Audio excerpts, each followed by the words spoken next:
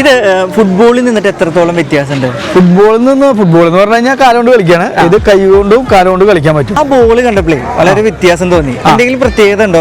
ബോളിന്റെ പ്രത്യേകത എന്ന് പറഞ്ഞു കഴിഞ്ഞാൽ ചകിരി ചാക്കുനൂല് കൊണ്ട് കെട്ടി പോത്തിന്റെ തൊലി കൊണ്ടാണ് അത് തുന്നി റെഡിയാക്കുന്നത്.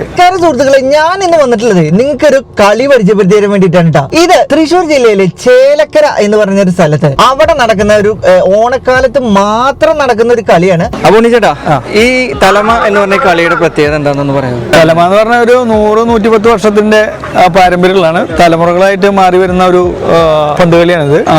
ഇതിന്റെ പ്രത്യേകത എന്ന് പറഞ്ഞു കഴിഞ്ഞാൽ 7 ഘട്ടമുണ്ട്. അതില് തലമ, ഒറ്റ, എരട, തൊടമ, പിടിച്ചാൻ, കാക്കുടി, ഓടി.